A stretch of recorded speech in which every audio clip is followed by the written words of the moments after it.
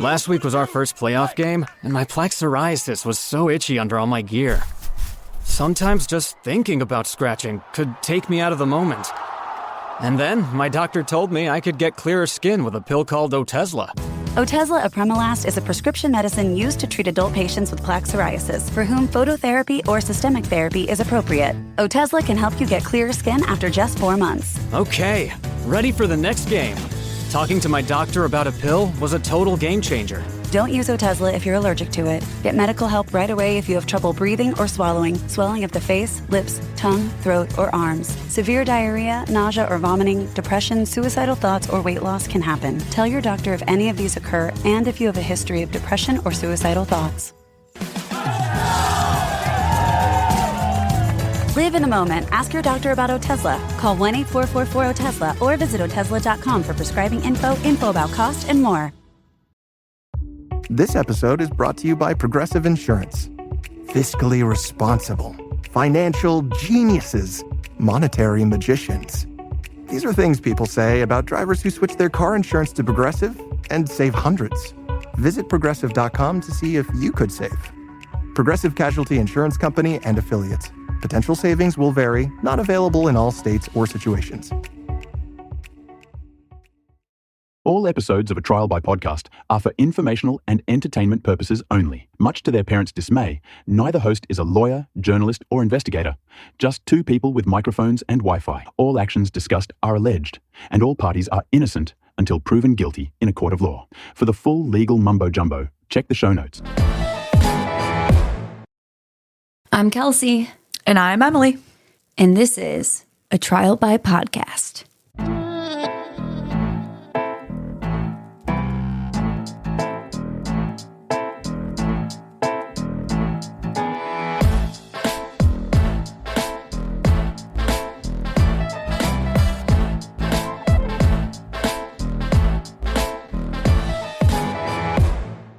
I've got a couple of nasty things. I'm going to try and be quick about it. But I always say on social media, in videos, and like even on the podcast, I'm like, oh, I'm glad you enjoyed the episode, or I'm glad you're enjoying the podcast. And it's like the word enjoy never feels right because it'll be like the most horrific story ever. And it's like, hope you enjoy this episode. It's like, well, it's kind of a downer. And I think I had like mentioned it on one of the episodes. And one of our followers on Instagram DM'd us. And her name is Jasmine. I'm giving her a full shout out because like Jasmine is my fucking girl. Like me and her just been going back and forth on Instagram for a while now. But she was like, instead of saying enjoy, you could say appreciate. It kind of gives the same message. Like, I hope you appreciated this episode. Or yeah, like, I like that. I hope you appreciate the podcast and stuff. I'm like, oh, I like that. Like, I never think about it until I'm in the moment about to say enjoy to somebody. I'm like, that doesn't sound right. So now, from now on, you're probably going to hear us saying, you know, hope you appreciate it. We hope we you appreciate it. Because we appreciate you guys. And yeah, I also really appreciate Jasmine. And I wanted to give her a shout out because she's just like a cool chick. She does like crochet. Oh, hell yeah. Pretty like her. She sells like really cool crochet items. And then she does like social media videos on TikTok and Instagram. So everybody go follow her if you're into that kind of stuff. Her username is @JasmineCLPrince. And Jasmine is JASMINE and then CL Prince. But yeah, you guys will really like her videos. Like she does crochet and there's a ton of other like just kind of like more lifestyle type content that she does. But I like watching her videos. I think you guys will like her videos too. So give her a follow. And with that being said, I think that's all the biz nasty I got for today. Emily, you got anything? Nothing. I'm loaded up on Starbs. Yeah, hell yeah. Are we boycotting Starbucks? I don't even know. I can't keep. Oh, I don't know. Are you going to get us canceled? I don't know. Well, we both loaded up on Starbucks today separately. Emily texted me, what do you want from Starbucks? Yeah, I'm like, the nice person that said, oh, do you want anything? And she goes, no, I already had it. Yes, but that is funny because I did not text you and ask you if you wanted anything. I know, how rude. Well, I was like, okay. I knew I was going to get here early. Yeah, that's okay. I'm not mad. Emily's mad at me. You guys can't see her face, but she's like whispering, mouthing to me. She's like, I'm going to bury you alive. Fuck you. I'm just kidding. Okay, so today's story is a fucking excuse my French, sorry. I'm trying not to swear as much. I will still swear, but just not as much because sometimes even I listen to the podcast. I'm like, dude, Kelsey, tone it down a notch with the cursing. But this is just one of the wildest, most mind-boggling true crime stories I've ever heard. And it's one of the ones I listen to. I'm like, how is this not told on every single podcast that I listen to? Because it's just a crazy and obviously so horrific, but it's super interesting, and I think you guys are going to be extremely intrigued by it. And I also think we should start some social media conversations on this one because it is unsolved. I think that there's a very strong theory on what happened here that to me is very compelling, but it's unsolved. No one has been charged for this crime or anything like that. So I think we need to kind of start some online conversation about it. And I wanted to give a shout out to the podcast that I heard this on, Black Girl Gone. They covered this case, and that's where I first heard about it. And I was like, this is one of the wildest cases I've ever heard, but she did an awesome job with it. I really enjoyed this episode, and I've listened to some of her other episodes, so check out her podcast as well. With that being said, let's get into it because I'm going to take you guys for a ride today. So, buckle up. Today we're talking about the murders of the Kuria family. So on Sunday, July 29th, 2007, Pauline Tonde dropped off her son, Peter, who goes by PK. She drops him off at the house of her sister-in-law. I love that nickname, PK. I love that. For a Peter nicknames? Or like an acronym, like people like PJ? do PJ. Yeah. I like PK. It's different. You don't hear, like, you hear AJ all the time. And so what does I like the K PK. stand for? Do you know? I don't know, to be I like honest it. with you. I like PK. I would assume his middle name or something, but I'm not sure. Okay. So she drops PK off at the house of her sister-in-law, Jane Kuria. And PK and Jane's son, Jeremy, they're about the same age. I know that Jeremy was 7 years old. I'm not 100% sure how old PK was at the time. Kind of depends on the source. People were listing different things. But they're around the same age. They got along well. They played together all the time. And the boys spent that afternoon playing outside. And then that night, they had a sleepover. So PK was planning on staying over the house when Pauline dropped him off. Now, the next day, Pauline tried to call Jane to check in on the boys, but Jane didn't answer. Pauline didn't think too much of it at the time. She kind of just figured she would have heard from Jane if there were any issues, so she just decided she'd call again the next day. But when she tries to get a hold of Jane on Tuesday, there's still no answer. So by Wednesday morning, Pauline just knew something was not right. It's not like she talked to Jane on the phone all the time, but for her to just not get back to her when her son was over there was extremely strange. And so she and her daughter, Diana, decided that it was time to just get in the car and go over to Jane's house and see what was going on. Now, when they arrive, they find Jane's car in the driveway, along with the car of Jane's oldest daughter, 19-year-old Isabella. Pauline then heads to the front door while Diana heads around the house to the back door, which she finds open. Open as in unlocked, not literally open, Not but like unlocked. ajar. Not ajar. So Diana later told Investigation Discovery that when she stepped inside, quote, "The first thing I saw was blood. There was blood on the floor and the walls," end quote. Ooh. So instead of investigating any further, she immediately exits the home and calls 911 for help, which, as you should, I think is a good move. I mean, obviously something horrific has happened there, and you don't want to put yourself in danger. You don't know what's going on in that house or if someone is in there. Yeah, I would have done the same thing. I would have got the fuck out of there and been like, hey, police, can you come and check this out, please? Absolutely. So when the first responders arrived, they found Jane's lifeless body in the kitchen.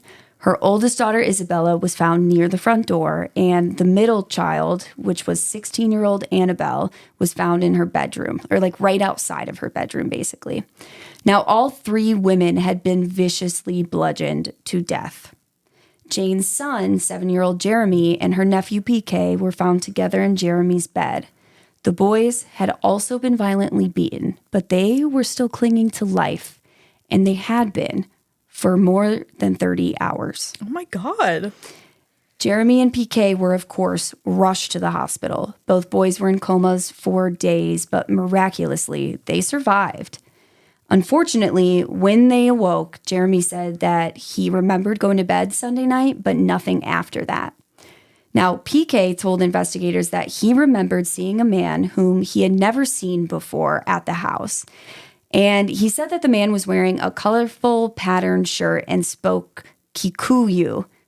I'm sorry if I'm not saying it properly. I did look it up, though. Kikuyu, which was the same language that they all spoke in their region in Kenya, because this whole family, including PK, they're all from Kenya, and they had immigrated to the United States.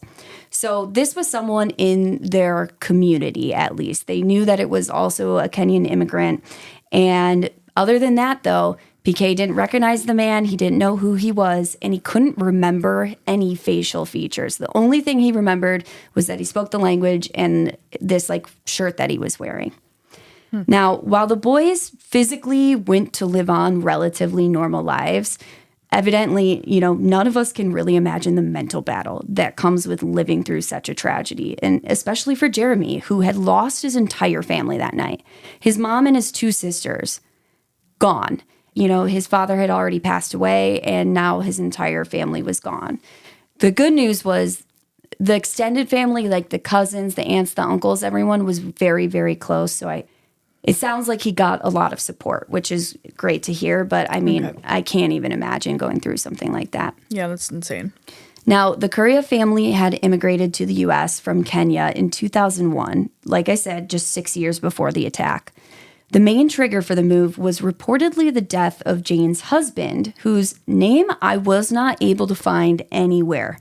They just always refer to him as Jane's husband, so I don't know what his name is. If anyone knows, let us know in the comments. However, after his death, it seems that Jane was worried about the safety of her children, especially for her 2 daughters. Because you see, when Jane was younger, she had undergone female genital mutilation against her will. It's also known as FGM, and I'm going to say FGM from now on because female genital mutilation is just very long, okay? We can cut this out, but what is female genital? Is this where you're No. I'm gonna go through all of the different types, but it's exactly like it sounds. But there's different types, and I'm going to explain them in detail that might even make some people uncomfortable, to be honest with you. Okay. But I think that's a good question because it's not a common issue here in the U.S. So I think a lot of people probably have the same question that are listening. So I'm glad that you asked. Okay. Because I knew a little bit about what it was, but I didn't know the extent of it. Okay. So, like I said, FGM, that's what we're going to refer to it as. And when Jane was young, she was forced to undergo this procedure. And she worried that her young daughters would also be forced to undergo this procedure. And she did not want that to happen.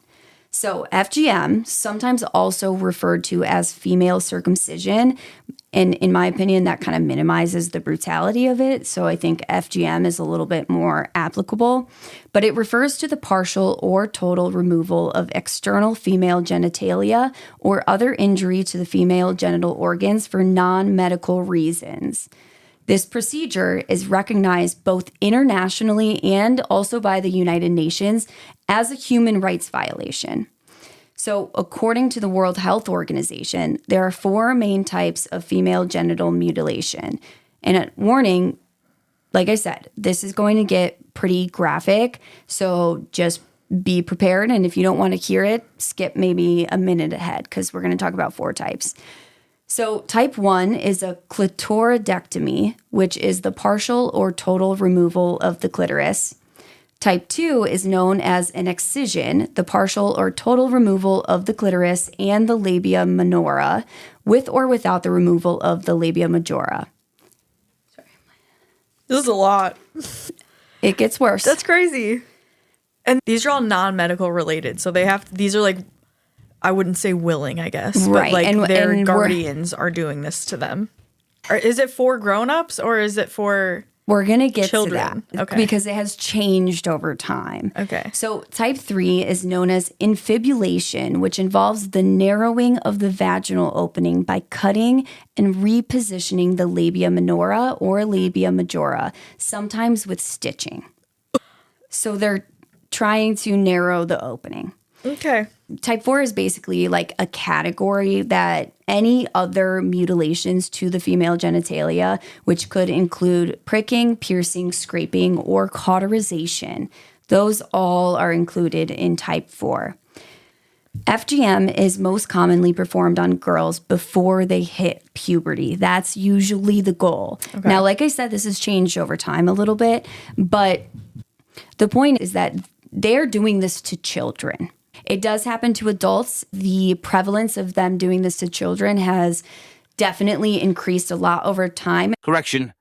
Kelsey meant to say that the prevalence of FGM being performed on children has definitely decreased over time, not increased. And we're going to get into some numbers, but this is done to children. So the main reason is cosmetic surgery, pretty much? Like, there's no medical reason? It's not cosmetic, and there's a lot of different reasonings given for why this is done. But I guess I'm just going to sum it up with it seems to be a way to take away women's sexuality, because you're taking away the pleasure centers for women when you do this, because you're taking away the enjoyment out of sex for them. Yeah. So really, sex is no longer for them. It's only for the male partner.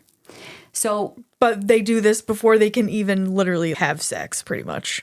That, I think, when this practice started, yes. Like, pretty much. Over time, people have been outspoken, and there have been some laws put in place. And of course, this is very regional depending on where you are.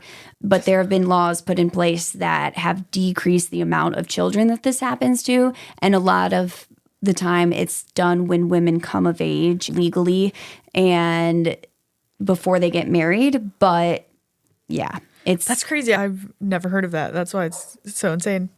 Well, it happens to a lot of people. And I Google while I'm talking, and I'm going to hit you up for the number when I'm ready for it. Okay. How many women, some like total number of how many women go through this in the world. Because I remember reading it, but I don't think I put it in here, but I think it's something crazy.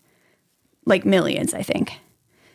This message comes from Greenlight. Ready to start talking to your kids about financial literacy? Meet Greenlight, the debit card and money app that teaches kids and teens how to earn, save, spend wisely, and invest, with your guardrails in place. With Greenlight, you can send money to kids quickly, set up chores, automate allowance, and keep an eye on your kids' spending with real-time notifications. Join millions of parents and kids building healthy financial habits together on Greenlight. Get started risk-free at greenlight.com/Spotify. Still getting around to that fix on your car? You got this. On eBay, you'll find millions of parts guaranteed to fit. Doesn't matter if it's a major engine repair or your first time swapping your windshield wipers. eBay has that part you need, ready to click perfectly into place for changes big and small. Loud or quiet, find all the parts you need at prices you'll love. Guaranteed to fit every time. But you already know that. eBay. Things, people, love. Eligible items only. Exclusions apply. Subtle results, still you, but with fewer lines. Botox Cosmetic, out of botulinum toxin A, is a prescription medicine used to temporarily make moderate to severe frown lines, crow's feet, and forehead lines look better in adults. Effects of Botox Cosmetic may spread hours to weeks after injection, causing serious symptoms. Alert your doctor right away as difficulty swallowing, speaking, breathing, eye problems, or muscle weakness may be a sign of a life-threatening condition. Patients with these conditions before injection are at highest risk. Don't receive Botox Cosmetic if you have a skin infection. Side effects may include allergic reactions, injection site pain, headache, eyebrow and eyelid drooping, and eyelid swelling. Allergic reactions can include rash, welts, asthma symptoms, and dizziness. Tell your doctor about medical history, muscle or nerve conditions including ALS or Lou Gehrig's disease, myasthenia gravis, or Lambert-Eaton syndrome, and medications, including botulinum toxins, as these may increase the risk of serious side effects. For full safety information, visit BotoxCosmetic.com or call 877-351-0300. See for yourself at BotoxCosmetic.com. But, so, The procedures are carried out using knives, razors, or other sharp objects, and they're often completed without anesthesia, pain medication, or sterile equipment. Now, while some people like to blame FGM practices on certain religions, not a single religious text of any major religion, so Christianity, Judaism, Islam, no major religion mentions or prescribes any type of female genital mutilation, though some communities that enforce it do use religious beliefs as a reasoning for it. Now, other reasons given for performing FGM include cultural traditions that name it as a rite of passage into womanhood, an enhancement of marriageability, and even misconceptions about the health and hygiene of female genitalia. Now, really, what it comes down to again, this is my opinion, this part, is a way to control female sexuality. By removing the pleasure centers or sewing them up, they are trying to not only ensure chastity before marriage, but also fidelity to their husband once the woman is married. Again, making them a more valuable marriage prospect. So, in certain cultures where this is prevalent, you may be seen as a better option for a wife if you have had some sort of procedure performed on you. Because it's like, oh, you're going to be more loyal. You're not going to cheat. Okay. Yes. Because it's not like they can't have sex. They just don't enjoy it, which. Right. That doesn't. Right. Wow. Okay. Now, FGM is not just a thing in Kenya. This happens all over the world in different places. Obviously, you can hear from mine and Emily's conversation on it. Not here in the U.S. That would be a very rare circumstance, I'm sure. But It does happen all over the world. And to this day, FGM is still an issue in Kenya, though the practice has declined over the years due to new legislation, awareness campaigns, and advocacy efforts.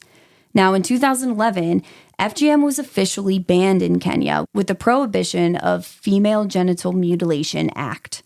On top of this, an anti-FGM board was created to coordinate efforts to educate communities about the act in hopes of eradicating it altogether. Now, according to the Kenya Demographic and Health Survey in 2022, the national prevalence of FGM among women aged 15 to 49 has dropped down to 15%. And just for reference, it was 27% in 2008. So in, 14 years, it dropped by about 12%, the prevalence. It really, whatever reason is given for it, whether it's cultural or religious or whatever it may be, overall, it's a way to control women. Mm-hmm. Did you find a number for me? I sure did, and it's kind of crazy. So I had Emily look up while I was talking because I realized I didn't put it in my script how many women in the world have undergone an FGM procedure. This is from UNICEF, and they said over 230 million girls and women worldwide have undergone female genital mutilation. Yeah. So that's bonkers. Right. And that's why when I was reading about this case, because we're going to get into more about why this is talked about in this case and with Jane Kuria, besides just that she underwent this procedure. But when I was reading about this case, I was like, these are the types of cases I like to cover. Mm-hmm. Not only are we talking about this family who I can't believe I've never heard of their case before because I'm so deep into true crime and it's such a horrific story and it's unsolved. You would think it would be a really widely known case, and maybe it is. Maybe I just have missed it. But on top of that, having topics like this come up, I think it's interesting, and we get to learn about other things outside. It's very of educational. Yeah. Mm-hmm. So this is all obviously research that I did for this. I kind of knew that it was about kind of removing the I hate saying this word, but like the pleasure centers for women. Like I knew that, but I didn't know anything else about it or how many people this happens to. Yeah, literally. Whew. We are obviously not experts on this topic, but did our best to thoroughly research it. If you have any corrections or additions to the information we gave on FGM, please email us at atrialbypodcast@gmail.com. So while we know that Jane was forced to undergo FGM, we don't really know who forced this upon her or why. However, it seems the FGM was almost an expectation of women in her community. While they had shied away from performing the FGM on children at this time, it was still encouraged that women of age had the procedure. And Jane did not want this for her daughter. She was very against this, not only for her own daughters, but also for other young girls in the community. She didn't want this to happen to anybody else. And she, alongside her husband, were both staunch opponents of the practice. And together, Hell yeah. they actively campaigned against it in their community. And this blatant opposition reportedly led to retaliation from the community. They received threats often, and though I can't really find any information on how Jane's husband died or facts to really back this theory up, I did read some reports that claim that Jane's husband's death was a direct result of their anti-FGM advocacy work. To be clear, I cannot vouch for the validity of that claim, but it does seem possible due to the family being a target of retaliation. Again, people are just saying, this is why her husband passed away. But they don't say he was killed. They don't say how he died. I can't find any information, so I don't know if that's true or not. Now, it's unclear whether this happened before or after her husband's death, but around that same time frame, the family's home was also destroyed. And again, I've read multiple reports saying that this was due to their advocacy work. So again, I don't know exactly how the home was destroyed. I read in one source that it was a fire, but it just seemed very vague, so I'm not 100% sure. But it sounds like people in the community who are pro FGM destroyed their home and maybe possibly killed her husband. Which is just wild. Horrific. Yeah, horrific. What the fuck? Now, without her husband to help protect her and her children, and without any home, like their home is now gone, Jane decided that she needed to leave Kenya and seek asylum elsewhere. In 2001, she and the 3 children moved to Powder Springs, Georgia, which is right outside of Atlanta. There, her daughters were certain to never face the horrors of FGM, and all 3 children would not only be safer in general, but also be afforded more opportunities. So right before the family was attacked in Georgia, Jane's renewal of the family's U.S. visas were denied. So I don't know how long their visas were for or what, and I don't know I assume this is a different process than someone that's just coming over here to work because she was seeking asylum. Yeah. So I don't really know how that whole process works. But all I know, she had to renew it. She filed for the renewal and it was denied. Now, the family's asylum in the U.S. was given based on the fact that their lives were in danger if they returned to Kenya because of their opposition to FGM.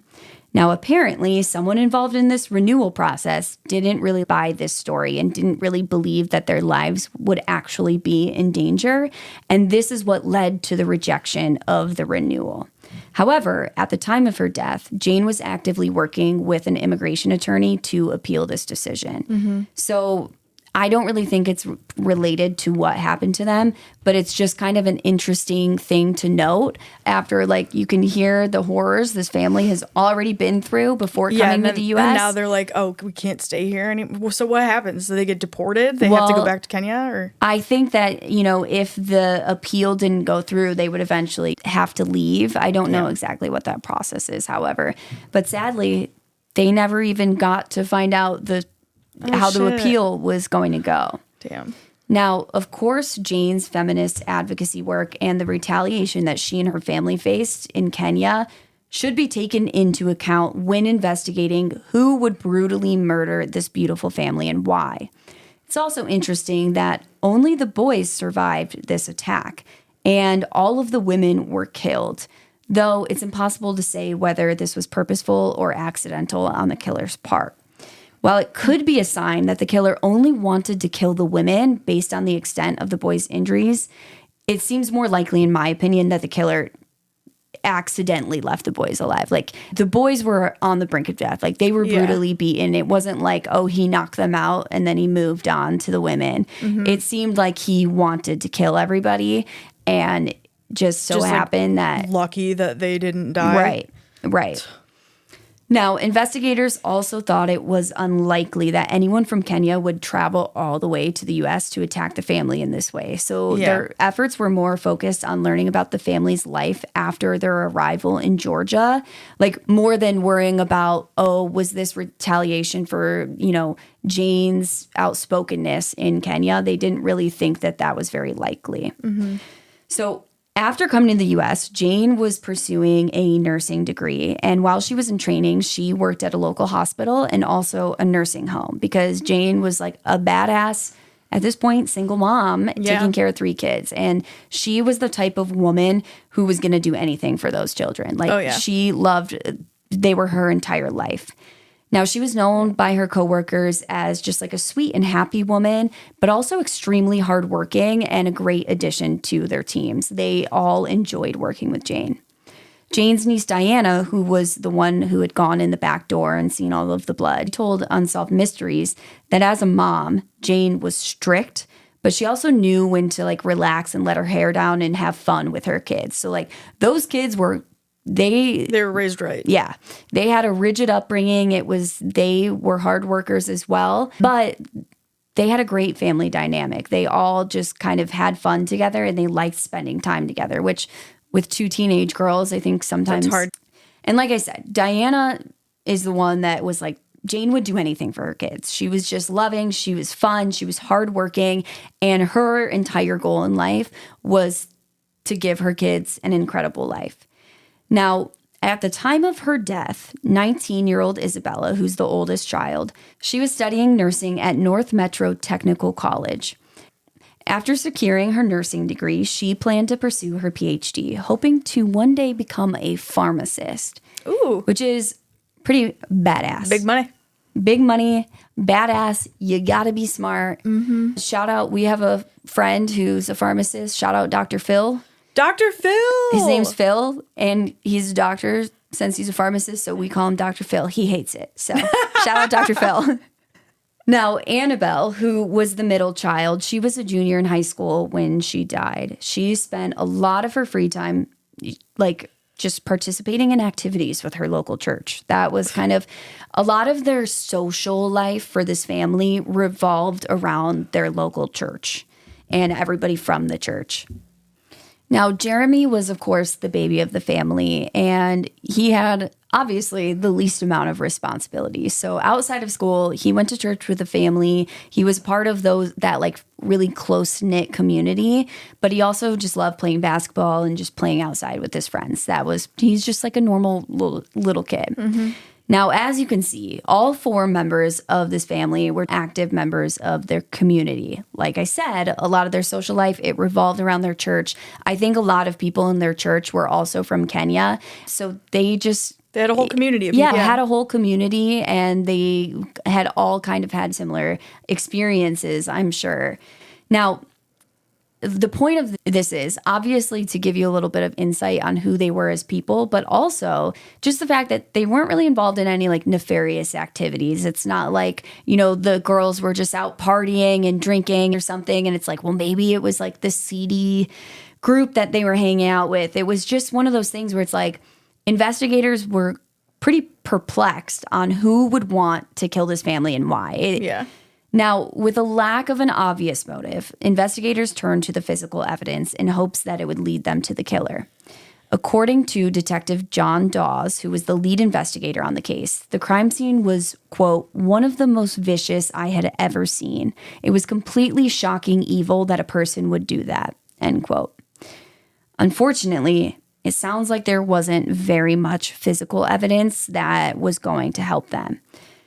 So the girls' autopsies did show that they were beaten with a long, thin object with a fork at the end. And John Dawes told Unsolved Mysteries that he believed, based on the autopsies, and I don't really know how this would be determined, I guess maybe just the extent of the injuries, but it seemed like it was metal. And I was so confused. I'm like, well, what is long, thin metal with a fork at the end? And the only thing I can think of is like a pry bar.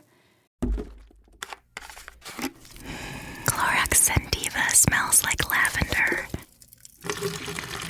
Cleans like Clorox.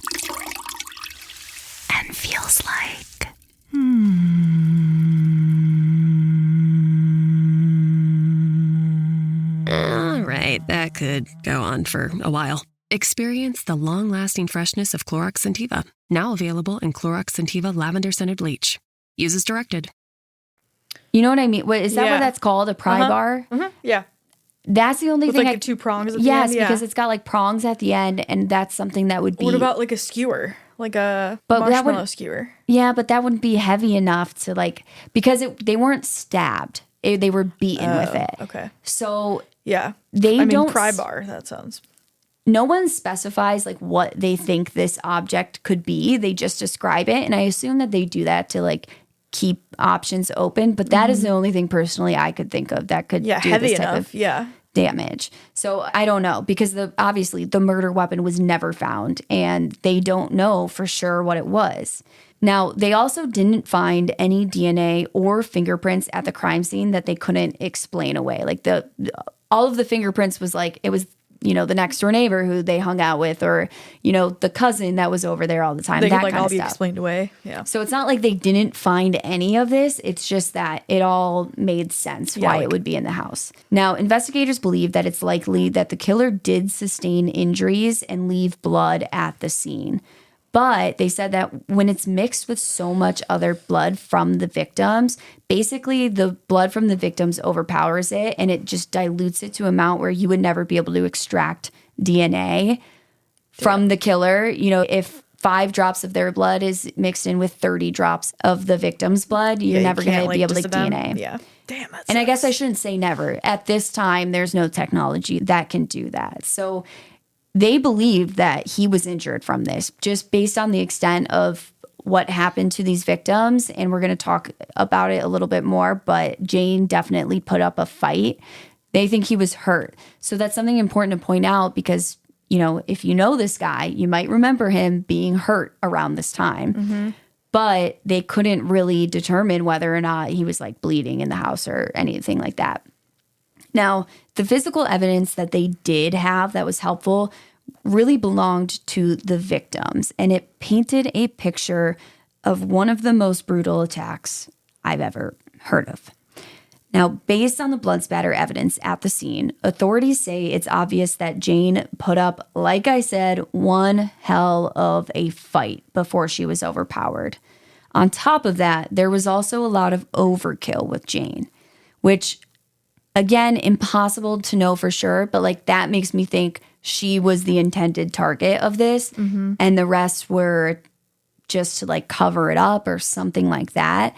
But the fact that she was the only one with a bunch of overkill is like someone was doing this because Like they're to her, angry with her. Yeah. I'm not an expert, but that's what it sounds like to me.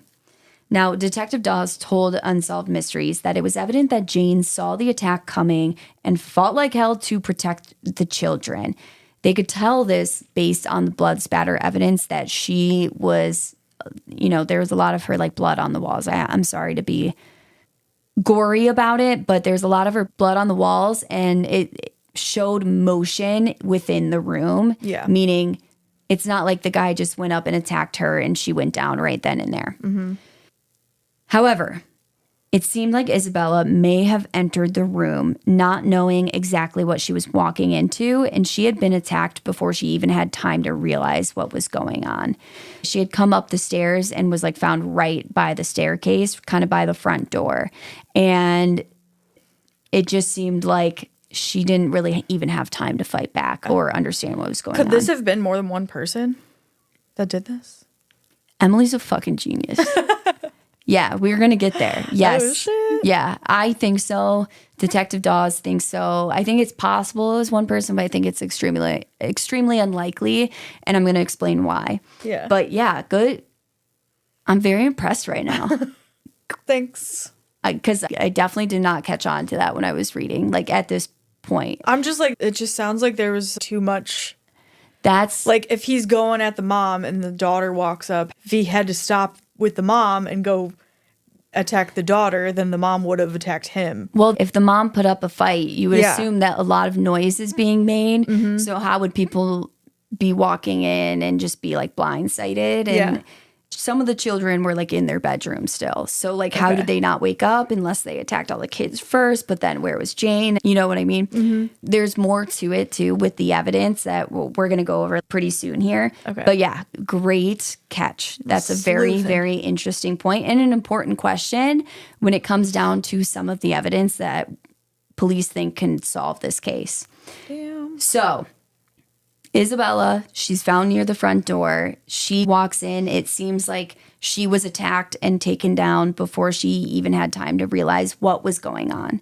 And the same seemed to be true for Annabel, who was found right outside of her bedroom. Detective Dawes explained, quote, "Neither one knew what happened. They both walked into being hit," end quote. Investigators observed that each victim's blood was confined to their immediate surroundings, with no traces leading to or from the separate attack sites. The absence of blood transfer, commonly seen in such violent crimes through footprints or weapon drips, was highly unusual. Detective Dawes says that this lack of cross-contamination between the victims' areas made it appear as though there were 4 distinct and separate crime scenes all within the same house. And he said he has never once seen this in his career. Because normally you would see if someone was being attacked, like, let's say Jane was killed first, then he walks down the hallway to the bedroom. There would be some kind of blood dripping from his shoes or from his footprints or from the weapon. Mm-hmm. And then at the next crime scene, whoever he went to next, you would see Jane's blood because it would be all over him. And the weapon.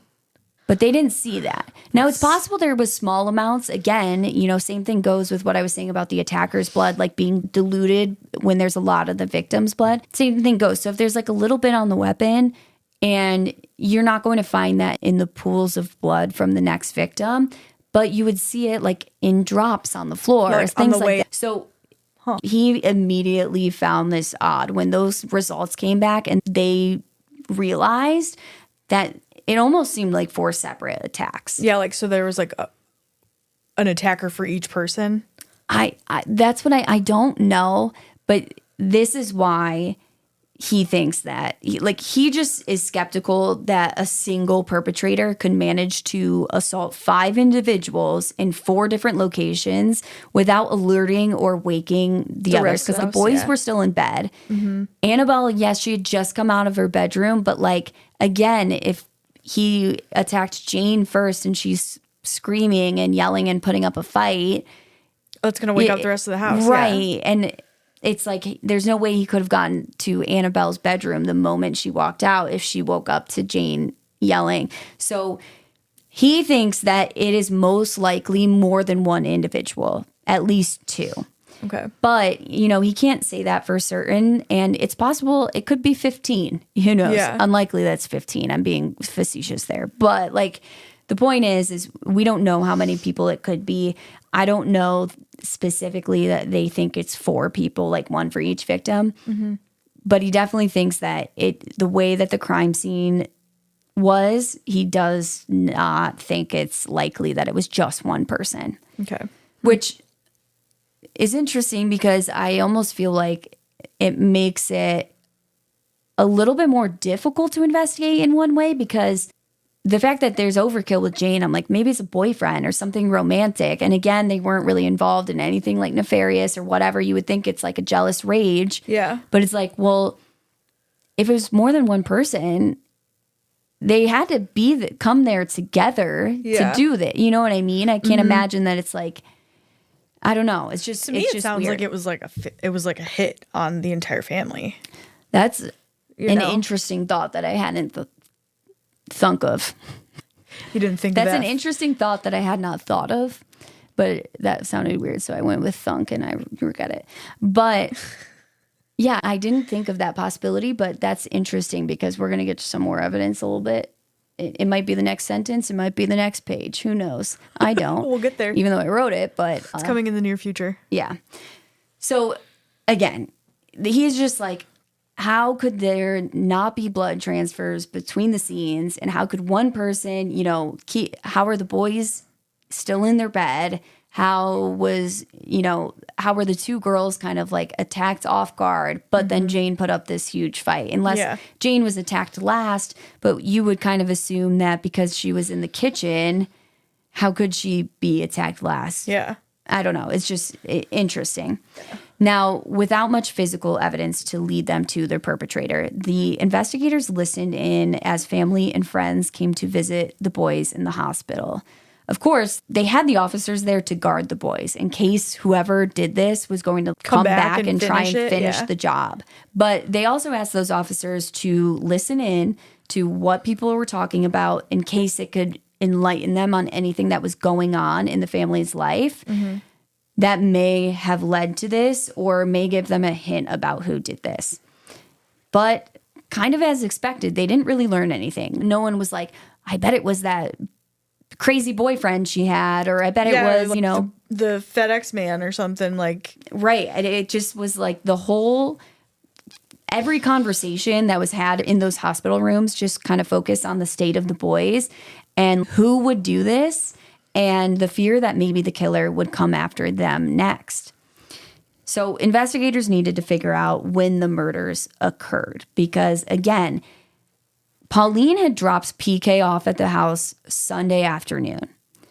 They went and discovered and saw the blood and called 911 Wednesday morning. They had not gotten a hold of Jane after they dropped the boys off on Sunday. They called Monday, no answer. They were like, okay, what? It's not. And then by Wednesday, they're like, first thing, we got to go over there and see what's going on. So it's possible this could have happened Sunday night. And of course, they want to narrow it down. So they tried to first interview the neighbors to see if they noticed anything odd, if they heard anything, saw anyone suspicious coming or going from the home in that period. But no one saw or heard anything. So it's not like people are like, yeah, we heard screaming Tuesday night or something like that. So they did pull the phone records for the family, and they found that Isabella's phone showed that she had sent a message about 30 hours before the family was discovered by Diana and Pauline.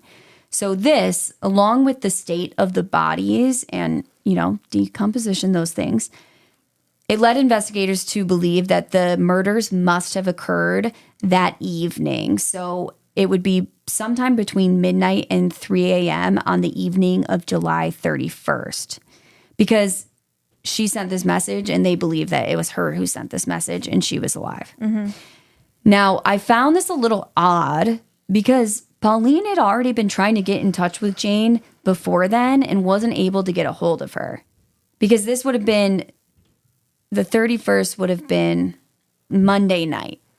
So it's just like odd. Why weren't they able to get a hold of her Monday? But maybe it's possible they just called her once and couldn't. I don't know. But it just seemed like when your son's there, like 2 days of, you drop them off Sunday and by Tuesday they're not getting back to you. Yeah. But like I said, this family was really close and spent a lot of time together. So maybe it was just something that they're like, let the boys play for a few days and whatever. And took turns like getting a little bit of a break from the kids. I don't know.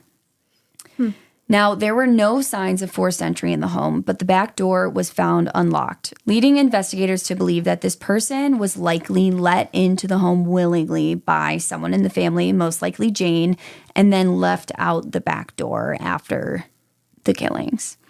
Now, based on the viciousness of the scene, Detective Dawes strongly believed that whoever did this absolutely must have sustained injuries during the attack, which is helpful because, again, maybe people who know him notice injuries around this time.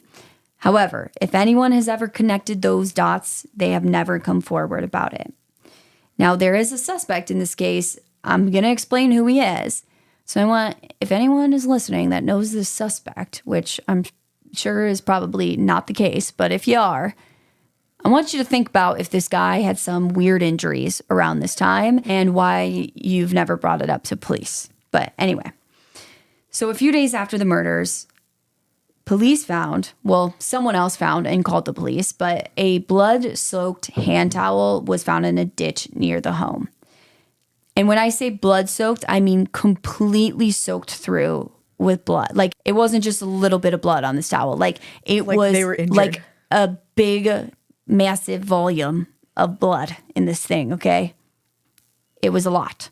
That's important because the blood did not match any of the victims. So it's unknown whether or not it's actually connected to this crime. But at the same time, it sounds like another, if it's not, it's got to be from a different crime, right? Like that's a lot of blood. Came from something. It came from something. I think it is most likely connected to this crime. And the police think so too. The police are they think that this is probably the killer's blood or one of the killer's blood on this towel. So the evening after the bodies were discovered, family and friends of the Kuria family gathered to meet with Detective Dawes. There were actually about 30 people in total because, like I said, this is a very close-knit community. Everybody spends a lot of time together, and they're devastated by what happened, but they're also scared because they don't know why they were targeted. And each one of these 30 people was very eager to share anything and everything they could possibly think of with the detective in hopes of helping to find who did this. Now, everyone seemed to echo the same sentiment. They had no idea who would do something like this or what their motive could possibly be. So they weren't really very helpful.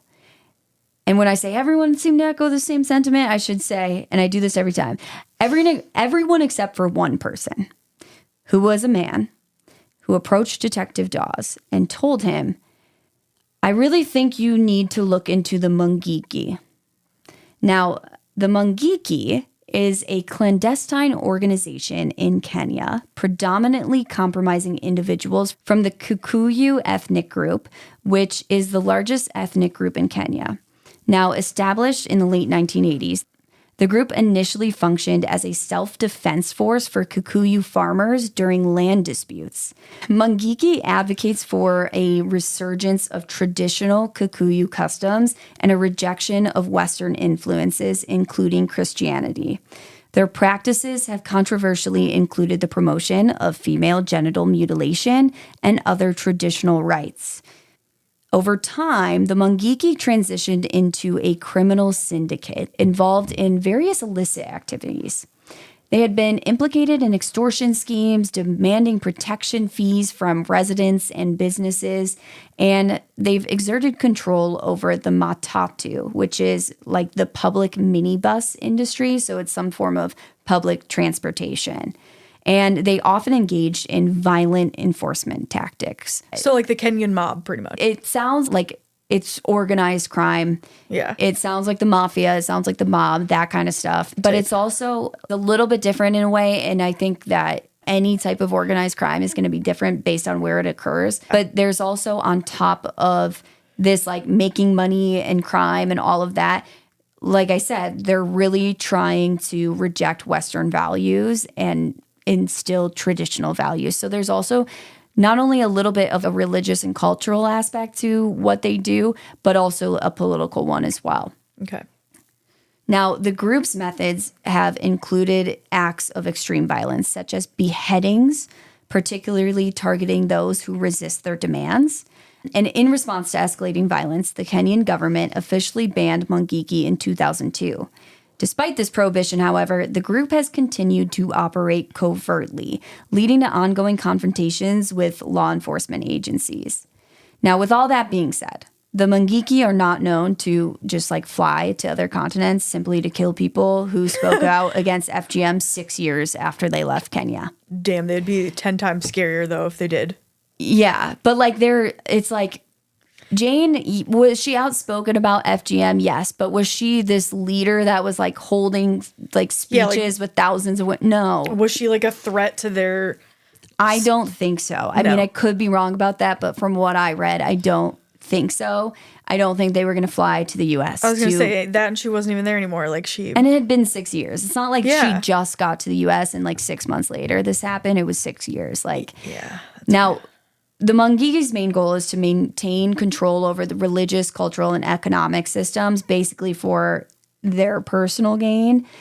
And I want to make it clear, I did research on the Mungiki after hearing it brought up in this story. This is what the internet tells me. I am not an expert on the Mungiki, okay? I've never heard of them before, but I was it was mentioned. I'm I need to provide some context on what this is. So... if any of that needs corrected, you let me know nicely and I will make a correction. But with that being said, I hate talking about this stuff when we're talking about a country that we don't talk about often. Like we're talking about Kenya. Organized crime happens everywhere. Yeah. It's huge in Chicago. It's huge in New York. It happens everywhere. So just because you're hearing about this doesn't mean that Kenya is like a scary place that you should never go. Yeah. Of course, be aware of your surroundings, no matter where you're traveling. But it's like the same thing when we were talking about Max DeVries and like Natalie Holloway in Aruba. Like people were scared to go to Aruba. And it's like crimes happen everywhere. Of course, there are some places that are more dangerous than others. But I would venture to say that the beach in Aruba is probably safer than New York City. Yeah. So don't let one portion of these things scare you, and don't think that just because we're focusing on it because of the context of the story, but this doesn't like define this Kenya doesn't as a happen to country. everyone all day, every day. You know, like this isn't... Right. So I just wanted to say that because I think traveling the world and experiencing other cultures and places is one of the most important things that young people can do. Agreed. And if you listen to a lot of true crime, I think it can seem a little bit scary, but I think you just need to be smart and be aware of your surroundings no matter where you are. Yep. And use your own best judgment with people that are attempting to help you. Right. But I don't want to ever discourage people from traveling anywhere or like to living their best life. Right.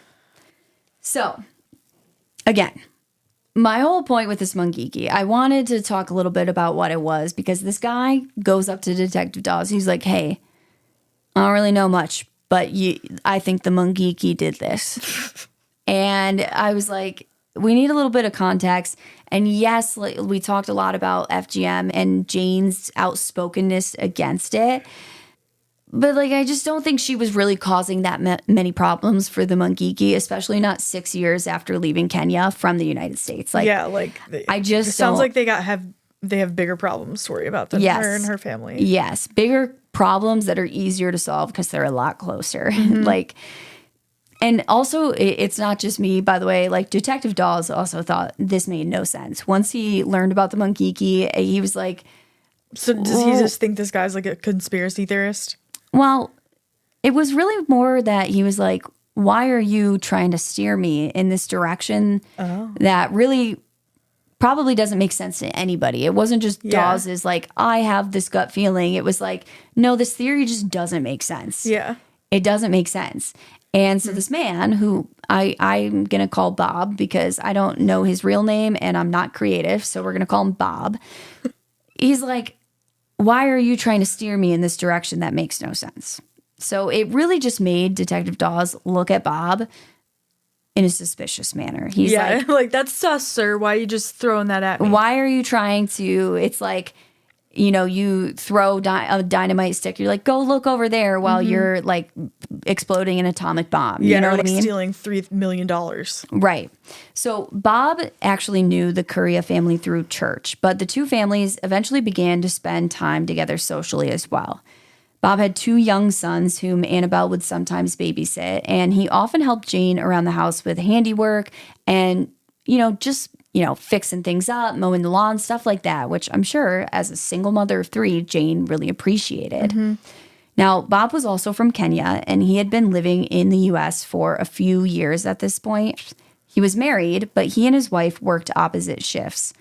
Bob worked daytime, and then his wife worked nights, so they didn't get to spend as much time together as you would probably want to be spending with your spouse.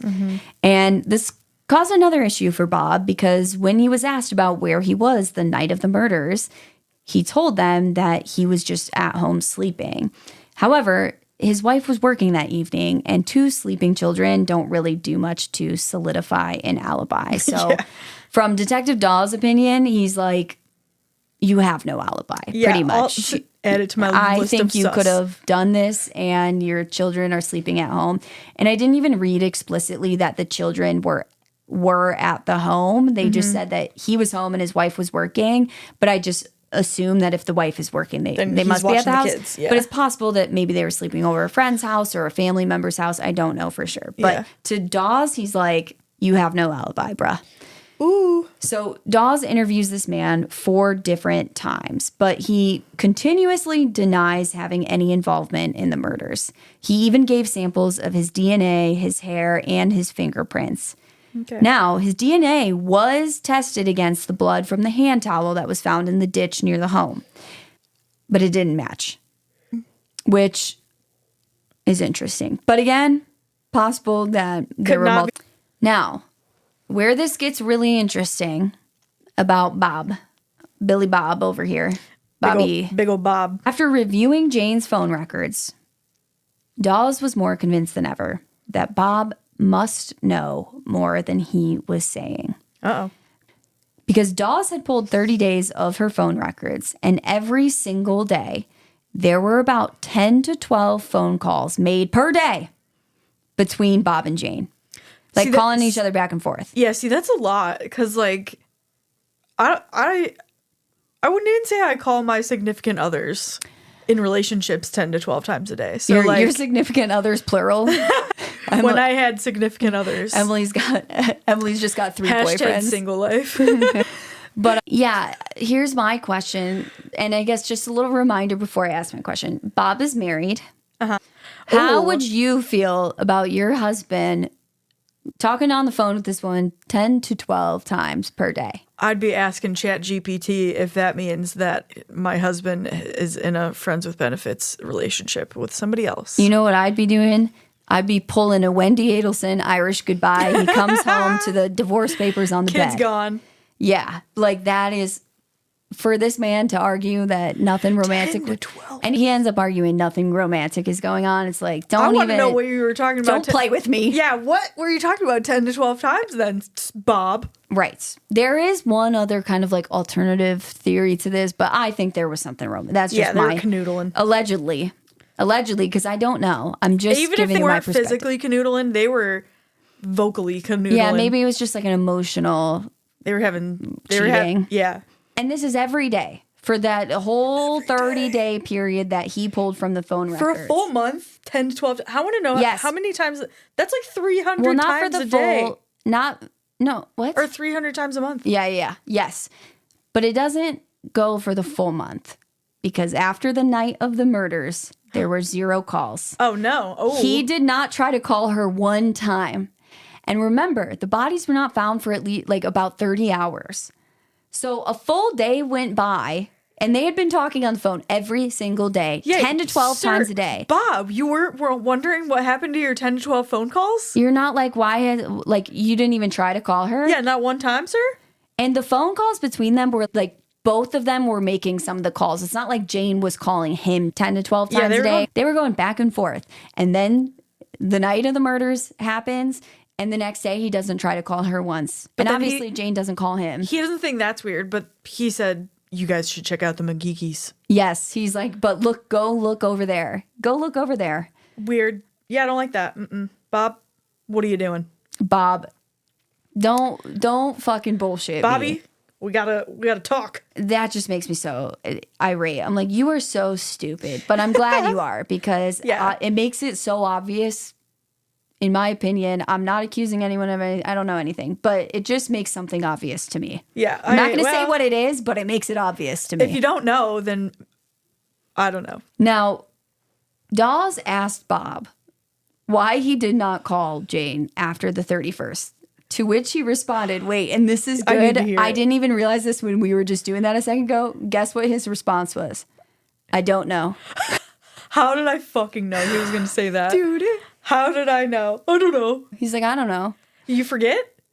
After you talk to her for 10 to 12 times a day, sir? And the interview that Detective Dawes does with Unsolved Mysteries, he's like explaining this and he's like, why did you not call her? He's like, I don't know. No, I didn't even think about it. Didn't you find it weird that like she didn't try and call you? And he's like, I don't know. Obviously, he hadn't even thought about the fact that the lack of phone calls would be suspicious. Like that didn't even cross his mind. Because he's a big dumb idiot. Yeah, he is this man. Bob. God. Yeah, and it's also like, if you had nothing to, I don't know. I'm trying not to say too much. But anyway, Dawes pressed him further, insinuating that these calls obviously showed that he had been having an affair with Jane. Ooh. And that he knew that there was a reason Jane would not answer the phone after the 31st. And he's like, what is that reason? And Bob just maintained, he's like, nope, we weren't having an affair. We were just friends. I just helped her around the house. Nothing romantic was going on between us. However, Jane's niece Diana thinks differently about this relationship after being told about the call logs. As anyone would, because what the fuck, Bob? Yeah. And you can't tell me that if your spouse was talking to someone of the gender that they're attracted to 10 to 12 times a day, like, I don't know, well, yeah, in a heterosexual relationship, unless you're like working on a project or something together, I still don't even think that. Like, I still would I've be never- like, why the fuck are you calling 10 to 12 times dude, a day? I don't think I've ever called someone That's what I'm regular. saying. Maybe like 3 to 5 times, someone you live with or something, you're calling like, hey, what do you need from the grocery like store, 10 whatever. to 12 times, that's like literally doing everything, It's calling like once them. per waking hour. Yeah, that's what I'm saying. Like, what are you talking about? 10 to 12? Do you only stop calling them when you go to the bathroom and then you call them back when you're done? What about when you're at work? Like, you guys work, they work. Yeah. Huh. So I didn't really think that. That's a lot of times. It's a lot of times. That is For very a interesting. month? Yeah, that's a lot. Even if it is a romantic relationship and they're just like, that's a red flag you immediately. hang up first. No, you hang, like that type of like, they're just talking because they're like in love. It's still a lot. Yeah. It's still a lot. It's still a lot. Anyway, he's just like, I don't know, nothing romantic. I don't know why I stopped calling her. I know nothing. And this made things difficult because makes me so mad. Dawes didn't have a lot of physical evidence. He only had that hand towel, really, and the hand towel did not match this man. So, like I said, Jane's niece Diana, like, she knew this man. They were all a part of the same like church community, and she never really thought anything was romantic between them. But after hearing about these call logs, yeah, she's like, huh, that's a lot of calls. Well, she starts to like kind of think back on situations, and she's like, okay, the math is mathing. And she told Unsolved Mysteries that she had once ran into Bob and Jane at the liquor store, and like they were there together. And at the time, she thought it was weird. Like, Diana thought it was odd that they were there together because she knew that Bob would like help Jane around the house and stuff, but she didn't know that they were friends. And she was kind of like, that's weird. What's going on? But they basically told Diana that Jane was giving Bob a ride to some like party for the church community that they were both going to. And at the time, this explanation kind of made enough sense for her to just not really think of it again until she heard about these call logs from Detective Dawes. And at that point, she's like, oh, yeah. She wasn't just giving him like a ride to the party. Now, like I said, this family was extremely close. The Kuria family and Diana's family. I don't know what Diana's last name is. I couldn't find it. But like I said, she's Jane's niece. So they spend a lot of time together. And no one in their families knew that Bob and Jane were close friends even. So again, they all knew, like I said with Diana, it's all the same. They all knew that this was the guy from church and sometimes he'd help her around the house. But like they did not know that they were even friends socially. Yeah. So these calls set off alarm bell. Everybody was like, what the fuck? Yeah, like, whoa, that's weird. Yeah. Everybody thought it was and then he was weird. acting dumb, like he had no idea what was going on. Like, oh, we were just casually friends. Yeah, everybody was like, why, if they were just friends, why wouldn't we know that they were such close friends that they were talking that much? Yes. Yeah, Everybody that's thought this was weird. And they started to become pretty convinced that Bob must have killed Jane in some fit of rage and then attacked the kids just to cover it up because they woke up or whatever it may be. And some of the family members also thought it was possible that Bob may have been grooming Jane's 16-year-old daughter, Annabel. Oh, because she used to babysit for them, right? Right, because she would babysit the kids. And apparently, as part of her payment, when she would babysit the kids, the following Friday after she babysat, he would pick her up on a Friday night and take her out to dinner, just the two of them. Oh, no. Absolutely the fuck not. That's right. weird. No. I find this weird, too. That's so weird. Again, they have no evidence that we know of that like supports this theory that anything weird was going on. Like that, I don't think that. I feel like that could be used as evidence. Well, it Taking her could to be. dinner. It could be. I guess there's nothing else.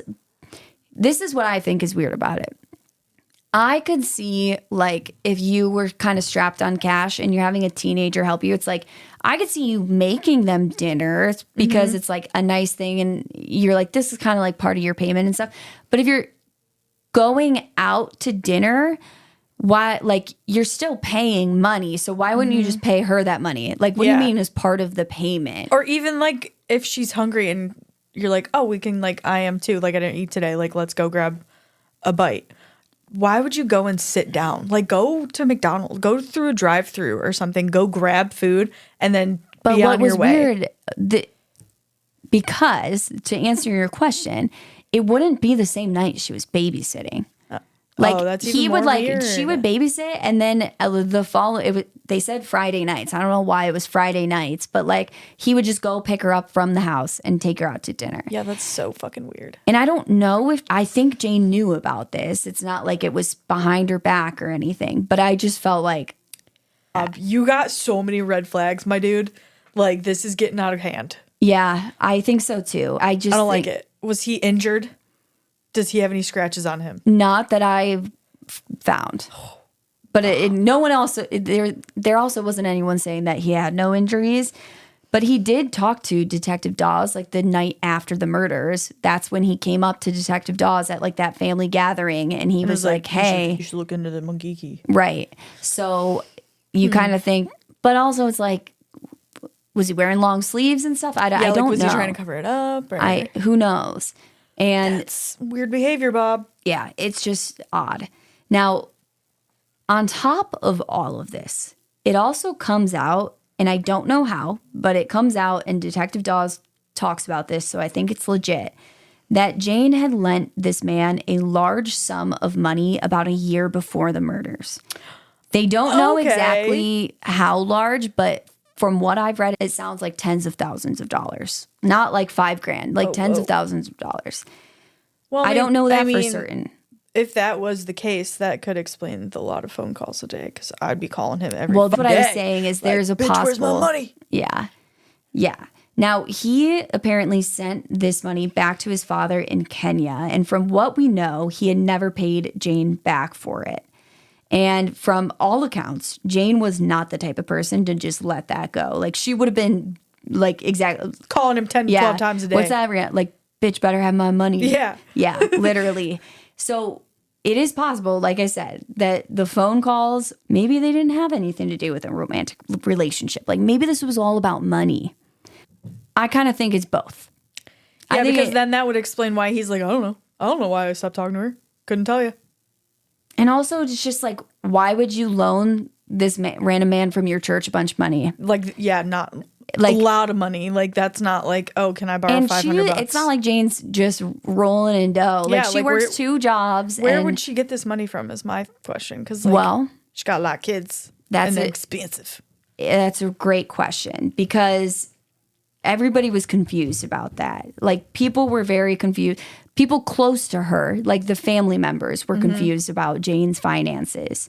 So 2 days before the murder, Jane had called Diana's mother and explained that she was expecting some money that she was going to wire to them. I don't know why she was giving it to them. That's never explained, but basically Diana's like, she was supposed to wire this money to my mom. And Diana's mom asked her how much money it was. And Jane said $30,000. Wow, that's a lot. Immediately, Pauline asked Jane where she was getting that kind of money. She's like, where is $30,000 coming from? And Jane just told her, like, oh, don't worry, it's just a business I'm getting into. No, don't like that. Right. Now, I don't get the impression that this is like some seedy, like she's selling drugs or something like that. I get the impression, and again, this is just my opinion. I have no facts to back this up. I will tell you a little bit more about the money. My impression is that she thinks she's being involved in some legitimate business and people are scamming her or like lying to her, taking advantage of her. Okay. I just don't, from what I read about this woman, I don't see her like getting involved in like Ozark shady type shit. like Yeah, drug like- trafficking or anything shady. Yeah. But I don't know. I didn't actually know her, but from not only her and her kids, but also like The community they're in. and her sister-in-law and Diana, like all these people, they just seem very by the book, like good people. But You never know. sometimes people have secrets. I was going to say, some people are just good at hiding it. Now, for years after Jane's death, this business remained a mystery. No one knew what this business was, and they found that obviously very odd. But they eventually learned from one of Jane's friends that Jane had gone into business with a couple of friends. Not this friend that was telling them about it. This friend that was telling them about it had heard it from Jane. She was not involved in it. Jane had told her about this. Okay. But basically, Jane had gone into business with a couple of friends. And when Jane was calling about that $30,000, apparently they were about to sell a house, and that was going to be Jane's portion. However, even the friends who told the family about this didn't know who these other friends were who were involved in the business, and they had just heard this from Jane herself. So everyone's just confused. No one really understands the whole situation. I think that to this day, people don't really know what this $30,000 was about or like what this business was about. But like Jane had never mentioned anything to the family about a business, nor did she have any experience like buying or selling real estate or like flipping houses or anything like that. So they're like, what does selling a house have to do with this? All of this stuff. Plus, they never received this $30,000 that Jane said she was going to wire to them. And like Jane's accounts didn't have it either. So this $30,000 that Jane thought she was going to get, it sounds like she never got it. So people often talk about this mysterious business as like a separate theory from the Bob theory. But my question is, and again, right now, what I'm about to say, this is my opinion, complete speculation, not based in fact. I'm just thinking out loud here. Is it possible that there was never a business at all and that the business was a fake story that Jane had made up to explain to her friends where she got this $30,000 when really the $30,000 was supposed to be coming from Bob, who had told Jane that he was going to repay her that money from last year? You know what I mean? Because she didn't want to tell them, oh, Bob's giving me $30,000. And yeah. Because they would be like, Bob's married. Why is he giving you $30,000? Yeah. And why are you loaning him money? I don't know. It's just a question. I just feel like these things are related. The fact that she lent him money, but then she was going to get all this money, but no one really knew where it was coming from, and she was all secretive about it. In my opinion, it sounds like those things are related. Yeah. But it's possible that they're not. It's possible that one is true and the other is not at all. It's possible both are true, but they're both separate and only one has to do with the murders. Or it's possible that there was no romantic relationship. Maybe this was all a business deal or a fake business deal. Maybe she had paid Bob the money for a business and she wasn't really loaning him money. She thought she was making an investment. Maybe he made up this whole thing and that's what the calls were about. Was she was like, hey, I'm going to call the police if you don't get me my money. And he's trying to like lie to her and say that he's going to get her this money. And that's why they're talking on the phone so often. It's possible it wasn't romantic and it was just this shady or fake business deal. Or it's possible maybe it was both. But it could have been a mixture. But either way, we've got one character in here that is in both main options. I don't know. Now, 18 years have passed since the murders, yet Jeremy, PK, Diana, Pauline, and all those who loved Jane, Isabella, and Annabel still have no answers. The case remains unsolved to this day, but Detective Dawes remains convinced that a crucial piece of evidence, that hand towel found in the ditch covered in blood, holds the key to breaking this case open. He believes that one day advancements in genetic genealogy will link the DNA from that towel to a name of the person involved. And while this DNA doesn't match his top suspect, Dawes has long suspected that more than one perpetrator was involved, given the separation of the crime scenes within the home. Now, while discussing the case with Unsolved Mysteries, Dawes explained, quote, "You can't work homicide with any effectiveness at all unless you're willing to sacrifice your life for it. When these cases happen, you have to walk up to that scene knowing that you are a part of that. And those victims' families, survivors, are now your family. An obligation that you owe them is to get them answers," end quote. And I wanted to share that sentiment because I think in a lot of true crime stories, we often hear about like corrupt detectives or incompetent ones or whatever it may be. And I think sometimes us armchair detectives might be a little bit too harsh on these people who are doing some of the hardest jobs on planet Earth. Yeah. And I think that maybe we could probably do a better job about acknowledging the people who dedicate their lives to getting justice for victims of violent crimes. And the ones that bear the emotional weight of these cases, who sacrifice their time, their peace, and parts of themselves to bring closure to victims' families and also to protect the rest of us from the worst of humanity.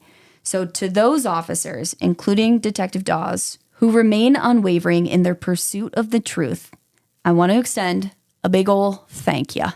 Thank you. Thank you. Because we did Ellen Greenberg, and we were just talking about how these detectives, really fumbled the bag. They really biffed it. In my opinion, I don't think that they were like corrupt. I don't think they were lying on purpose in that case or anything like that. But I think that they really biffed it. But I also see why and how they biffed it. Mm-hmm. And I'm not going to say, I would like to think if I were in their position, I wouldn't have biffed it so hard. But who knows? And I think, giving them a little grace. But I think just hearing Detective Dawes talk about this case, you can just tell he is devoted to getting this family answers. He's retired now and he still talks to Diana on a regular basis because she calls him with questions and stuff. And he is just, I think this is probably one of the cases that keeps him up at night, that he wasn't able so far to get any answers for these families. But I do think that because of that bloody towel, I'm fairly confident that at some point this case will be solved through genetic testing. Yeah, I hope so. So if you live in Georgia and you're not scared of people having your DNA, maybe think about putting your DNA in a database that shares the genealogy with the police because, it could link to someone. It could be your cousin's sister's brother's son's nephew or whatever. And it could be the thing that cracks the case. I don't know. I know some people are scared of that. I don't know how I feel about it personally, putting my DNA in one of the ones that shares it with police. But I don't know. That's crazy, though. Could you imagine, 10 years, the advancements in DNA testing and genetic testing is going to be insane for the true crime community? Well, it's really amazing what it's done already. Yeah. I was just reading, there was a case out of Honolulu. A 16-year-old girl was murdered. I forget what year it was, and I'm not going to do the math right now, but it had gone unsolved for 47 years. Damn. 47 years, and they solved it because of genetic genealogy. Yeah, see, that's crazy. And by the way, every time I hear genetic genealogy, and I'm going to really make myself sound uneducated right now, doesn't that sound redundant to you? Genetic genealogy? Kinda, yeah. So I don't know, but that's how I always hear people refer to it. I don't know if there's a reason you say both, but whatever. But yeah, it's really amazing what they've done so far. And I know that there are multiple different nonprofits out there that you can donate to because testing is expensive work to do. Yeah. And so a lot of these cold cases, they're not going to do it. So there are multiple nonprofits that fund DNA testing for cold cases because a lot of these cold cases, families aren't still around to raise money and raise awareness or pay for the testing and stuff like that. I know that Ashley Flowers from Crime Junkie, she started Season of Justice, that's what they do. It's a nonprofit. They fund genetic genealogy. I think I might be messing that. Isn't that what they call it? Genetic genealogy? I don't know. Genealogical testing. Yeah. Yeah. But genetic... To me, genetics is DNA. Yeah, and then genealogy is like descendants. Right. But I think it's just because they both start with Gene that it sounds redundant to me when I say it. I'm like, that's not right, is it? But I think it is. So yeah, Season of Justice. Like if you guys are ever just, you want to make a charitable donation, Season of Justice, I know is a great cause. I'm going to look up. You can claim your donation on your taxes next year, just a heads up. Yeah. DNA. I'm looking up the one that I saw, that 47-year-old kid. So there's another website. It's called DNAsolves.com. And basically, you can help fund a case or you can contribute your DNA to their DNA system. Oh, that's And cool. basically, the support is meant to help solve crimes, enable the identification of John and Jane Doe's, unidentified victims that have gone unidentified for decades. And obviously, the goal is to help bring closure to families and to get these horrific murderers off the street. So you can donate there. Also, like I said, Season of Justice is great. And you know what? Since we're talking about it, I'm going to make a donation, because if I'm going to ask you guys to donate, I'm going to make a donation.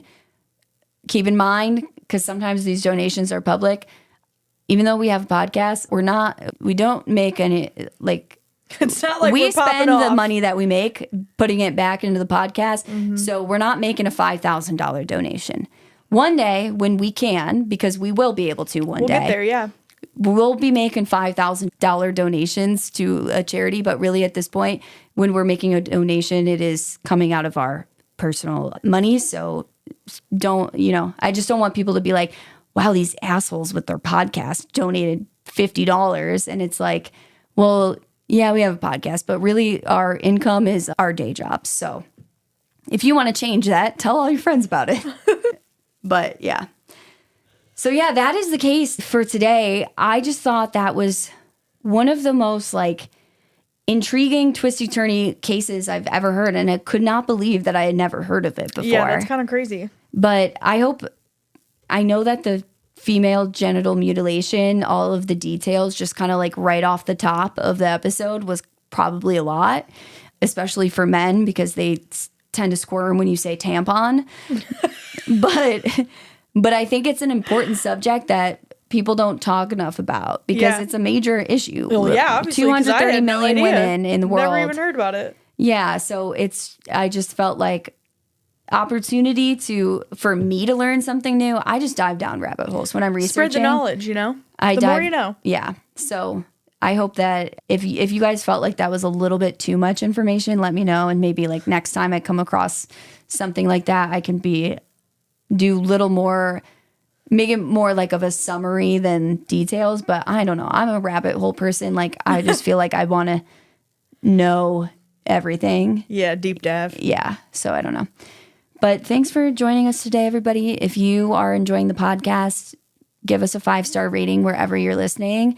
We're almost to 500 ratings in total on Spotify. So I would assume on Apple Music, we're pretty close to Apple Music. We have more Spotify listeners than Apple Music, or Apple Podcasts, I mean. Apple Music. Imagine if me and Emily just made a band. We're on Apple Music. But yeah. So if you can give us a rating, that would be super helpful. And that's my call to action. Court is adjourned. Bye. Bye. Now, if you guys love the pod, make sure you're following us wherever you're listening so you don't miss out on any future episodes. And while you're at it, we'd be forever in your debt if you had left us a 5-star rating. For more content from us, you can follow us on Instagram and TikTok. Both are at A Trial by Podcast. You can also follow us on our Facebook and join our Facebook group. You can shop our merch by clicking the link in the show notes or visiting our website, atrialbypodcast.com. A Trial by Podcast is a fully independent podcast. If you'd like to help support us, you can do so by donating through the link in our show notes. The site we use for this is called Buy Me a Coffee, but don't worry, your donations will never be used for coffee or frivolous things, only for expenses related to running and growing the podcast. So thank you guys for your support. Thank y'all. Huzzah. Huzzah.